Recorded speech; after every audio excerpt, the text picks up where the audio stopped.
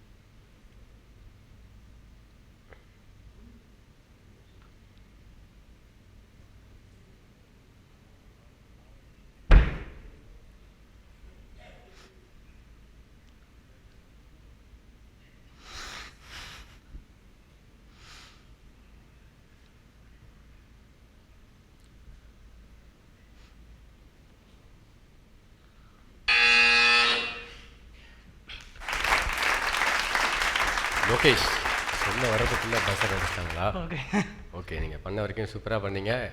Judges கிட்டேருந்து comments கேட்டுடலாம். Sir சொல்லுங்கள். Lokesh very nice, beautiful concept.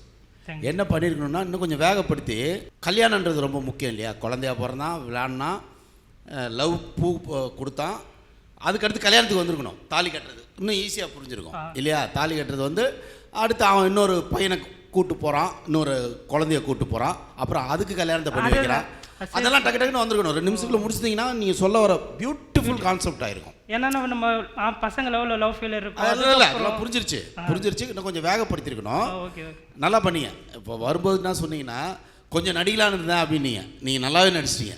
கொஞ்சம் நடிக்கலான்னு சொன்னீங்க நீங்கள். Thank you sir. ஆனால் பரவாயில்ல, concept beautiful concept. Okay thank you. ஒரு டைலாகே இல்லாமல் ஒரு மனிதனுடைய ஃபுல் ஹிஸ்ட்ரியை சொல்லு பண்ணோன்னே கரெக்டாக இது பண்ணிட்டீங்க.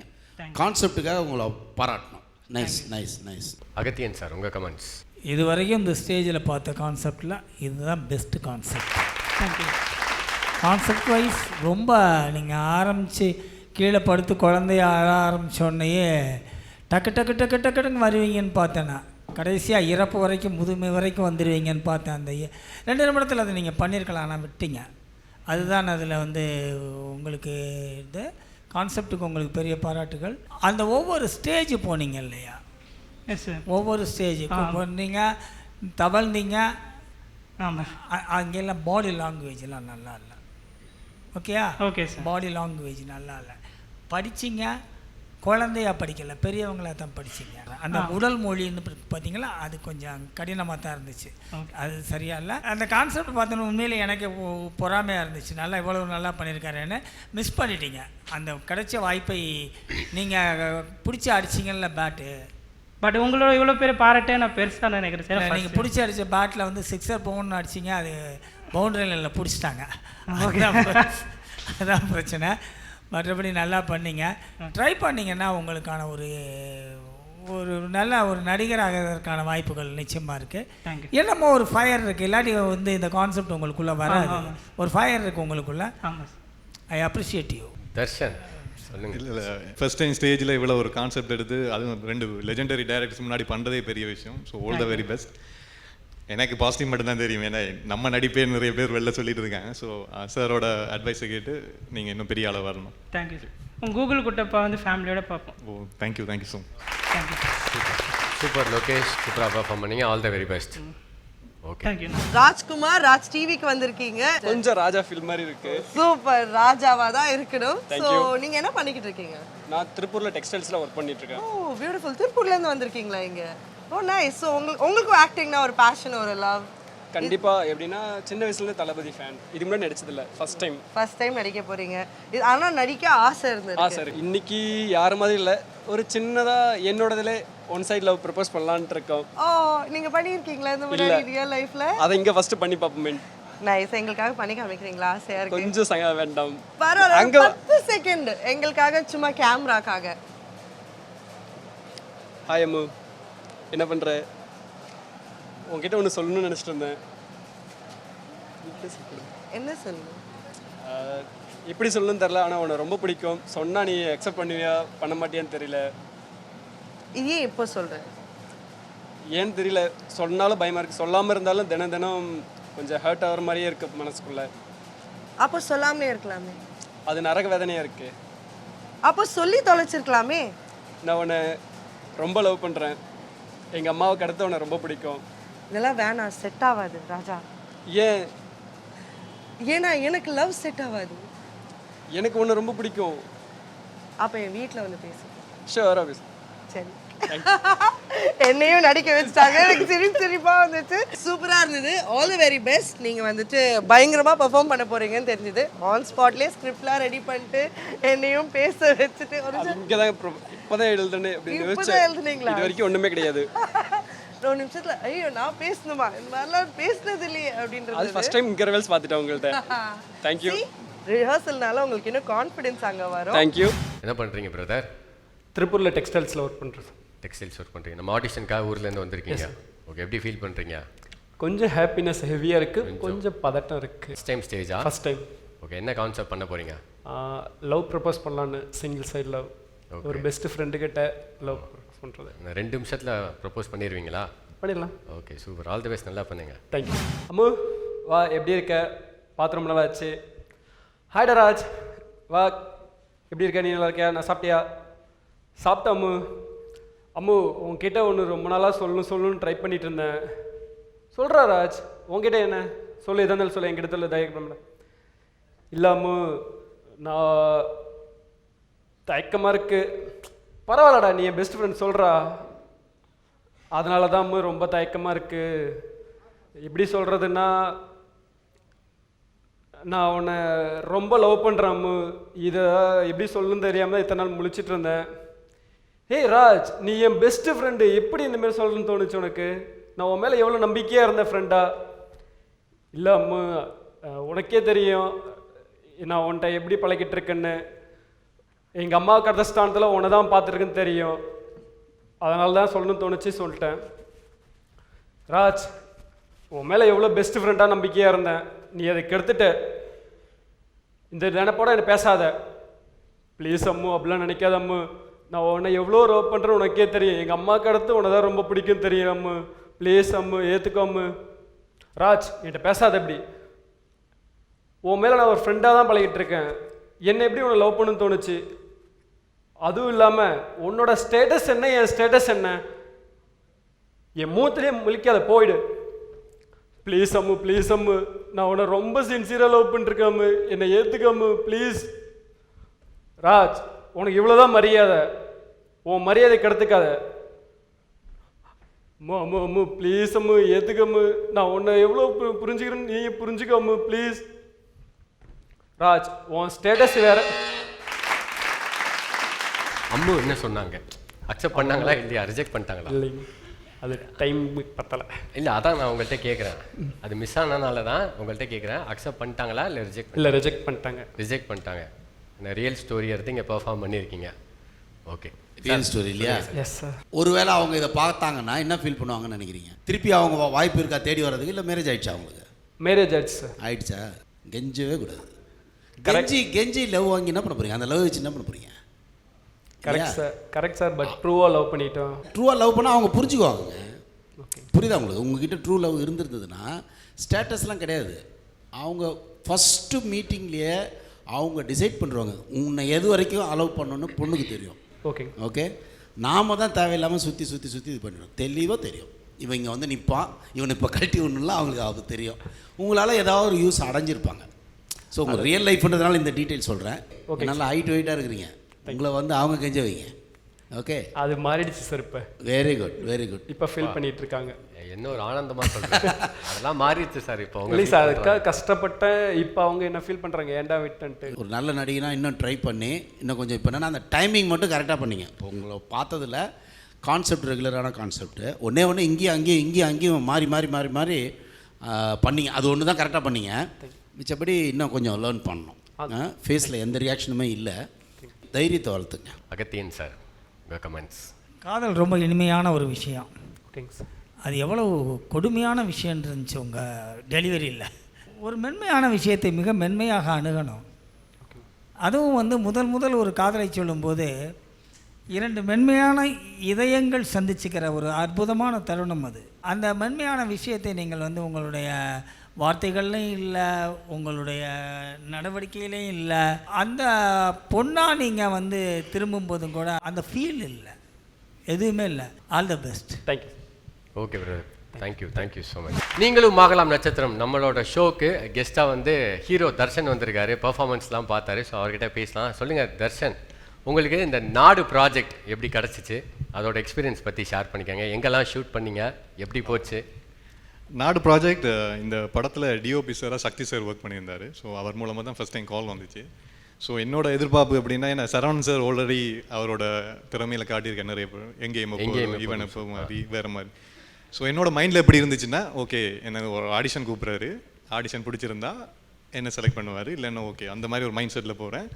நான் போனோன்னா சார் என்னை உட்கார வச்சு ஸ்டோரி ஒரு அவுட்லைன் மாதிரி ஒரு ப்ளூ பிரிண்ட் மாதிரி ஒரு 15 மினிட்ஸ் நரேட் பண்ணுறாரு. நான் யோசிச்சுட்டு இருக்கேன், எதுக்கு எனக்கு ஸ்டோரி சொல்லிட்டு இருக்காரு அப்படின்னு. ஸ்டோரி முடிஞ்சோடனே நான் சார்கிட்ட கேட்குறேன், சார் ஸ்டோரிலாம் சொல்கிறீங்க, இப்போ நான் ஓகேவா அப்படின்னு. சார் சிரிச்சிட்டு ஓகே அப்படின்னு அப்படி தான் அந்த படமே எனக்கு கிடச்சிது. ஓகே. அதுக்கப்புறம் சார் சொன்ன விஷயம், டெய்லி இந்த கேரக்டர் விவசாயின்றபடியாக டெய்லி லுங்கி துண்டு சட்டையெல்லாம் போட்டு வந்துடு, ஒர்க் ஷாப்புக்கு வரும்போது 30 நாள் ஒர்க் ஷாப்புக்கும் நீ டெய்லி இப்படி தான் வரணும். அதே மாதிரி ஸ்கின் டோன் டெய்லி ஒன்று செக் பண்ணுவான், வெயிலில் நின்று ஸ்கின் கருப்பாகணும், இவன் ஸ்கின் கருப்பாகலைண்டா இவனை வாசல்லே விடுங்க. அப்படி கொஞ்சம் கொஞ்சமாக ஒவ்வொரு விஷயமா சொல்லி கொடுத்தா இந்த படம் நடந்துச்சு. ஷூட்டிங்லாம் எங்கே போச்சு, எப்படி? ஷூட்டிங் ஃபுல்லாக கொல்லிமலையில் ஒரு 35 days கொல்லிமலையில், சென்னையில் ஒரு 4 நாள் நடந்துச்சு. இதில் முக்கியமான விஷயம் என்னென்னா, இந்த படத்தில் நடித்தவங்களில் மிக பெரும்பாலான மக்கள் கொல்லிமலை இருந்த மக்கள். அவங்க ஃபர்ஸ்ட் டைம் சினிமா கேமராவே பார்த்ததில்ல. அவங்கள கூப்பிட்டு நிறைய பேரை நடிக்க வச்சிருக்காரு சார். ஸோ ஒரு வித்தியாசமாக ஒரு ரியலாக வாழ்கிற மக்கள் அவங்கள நடிக்க வச்சிருக்காரு. ஆக்சுவலாக தர்ஷன் வந்து இவ்வளோ ஸ்மார்ட்டாக இருக்காரு. ஸோ எந்த ஹீரோயின் கூட அவருக்கு சீக்கிரமே அவங்க கூட பேரப் பண்ணணும் அப்படின்ட்டு ஆசை? எல்லா ஹீரோயினும் பண்ணால் சூப்பராக தானே இருக்கும், நிறைய படம் கிடைக்கும்ல. ஸோ சரி, எல்லா ஹீரோயினும் நடிப்போம். ஸோ யார் கூட இப்போ ஃபஸ்ட்டு நடிக்கணும் அப்படின்ட்டு? அப்படிலாம் இல்லை. அப்படிலாம் இல்லை, ஏன் நீங்கள் வேற அப்படின்னு சான்ஸ் கொடுத்தா சரி. ஸோ ஆக்டிங் நீங்கள் வந்துட்டு ஃபர்ஸ்ட் டைம் ட்ரை பண்ண போகிறீங்க இல்லையா? ஸோ டான்ஸ் ஆடிருக்கீங்க, பாடியிருக்கீங்க, ஆனால் ஆக்டிங் ஒரு ஆசை நமக்குள்ளே எப்பவுமே இருக்கும்ல. ஸோ இப்போது உங்கள் வீட்டில் இதெல்லாம் ஓகேவா? எல்லாம் ஓகே, நீங்கள் ஆக்டிங் எல்லாம் பண்ணலாம் அப்படின்னு விட்டுருக்காங்களா? விட்டுட்டாங்க. ஸோ நீங்கள் ஒரு ஹாப்பியாக ஒரு ஹைப்பராக வந்திருக்கீங்க. அப்போ நீங்கள் சந்தோஷமாக சிரிக்கணும் இல்லையா? இந்த சிரிப்பு வந்திருக்கணும் ஃபர்ஸ்ட் டைம்ங்களா, அதனால சிரிக்கும் போது கூட ரொம்ப வெக்கப்பட்டு சிரிக்கிறாங்க. நான் யாருக்கும் காட்ட மாட்டேன் அப்படின்னு சொல்லிட்டு மூடிட்டு தான் சிரிக்கிறாங்க. ஆனால் அப்படியெல்லாம் இருக்காதீங்கக்கா, நல்லா ஓப்பனாக சிரிங்க. பர்ஃபார்ம் கூட உள்ள நல்லா ஓப்பனாக பண்ணுங்கள், நல்லா கொஞ்சம் வாய்ஸ் வரட்டும், ஓகேவா? நான் ஜட்ஜஸ் உங்கள் பர்ஃபார்மன்ஸ் பார்க்க ரெடியாக இருக்காங்க, அந்த அளவுக்கு நீங்கள் பர்ஃபார்மன்ஸ் கொடுக்கணும். ஃபேமிலியில் ரியலாக நடக்கிறது, பிள்ளைங்களுக்கும் அம்மாவுக்கும் இருக்கிறது. அம்மா வந்து வேலைக்கு போகிறாங்க, பிள்ளைங்க வந்து ஸ்கூல் போயிட்டு வராங்க. அப்போ வந்து பையனுக்கு வந்து ஜுரம் இருக்குது, அம்மா வர முடியல, அப்பா ஊரில் இருக்காரு, பர்மிஷன் கேட்டு வரான். அந்த கான்செப்ட் பண்ண போகிறீங்க. ஓகே. அதுக்கு முன்னாடி அக்கா ஸ்டேஜுக்குள்ளே வரும்போதே நம்ம ஏரியாவில் உள்ள நம்ம கவுன்சிலர் எலெக்ஷன்லாம் நடக்கும்ல, இப்படியே தானே வருவோம். எல்லாம் டக்குன்னு வணக்கம் வச்ச மாதிரி அக்கா அதே மாதிரி வணக்கம் வச்சு சூப்பராக வந்தாங்க. உங்களோட பெர்ஃபார்மன்ஸ் அதே மாதிரி சூப்பராக இருக்கும் அப்படின்னு நினைக்கிறோம். ஆல் தி பெஸ்ட், சூப்பராக பண்ணு. அம்மா வேலையில் இருக்கேன். ஸ்கூல் போயிட்டு வந்துட்டிங்களாப்பா? வந்துட்டேம்மா. தம்பிக்கு எப்படிப்பா இருக்குது ஃபீவரு? பரவாயில்லம்மா. கபிலாந்து உனக்கு எப்படி இருக்குது ஃபீவரு? இல்லைம்மா எனக்கும் அப்படி தாம்மா இருக்குது. அம்மா வந்து நான் டேப்லெட் கொடுக்குறேன், அம்மா பர்மிஷன் கேட்டு வரேன்ப்பா. ஹலோ சார், அந்த மாதிரி சார் என் பையனுக்கு ரொம்ப வந்து ஃபீவராக இருக்குது. அவனுக்கு வந்து 2 பசங்களுமே ஃபீவராக இருக்குது. எங்கள் ஹஸ்பண்ட் வந்து ஊருக்கு போயிருக்காரு. இப்போதைக்கு என்னால் முடியாது சார். நாளைக்கு 1 day மட்டும் பர்மிஷன் கொடுங்க சார். நான் சரிம்மா, நீ போயிட்டு வா. நான் உடனே வந்துடணும். சரிங்க sir, okay sir, thank you sir.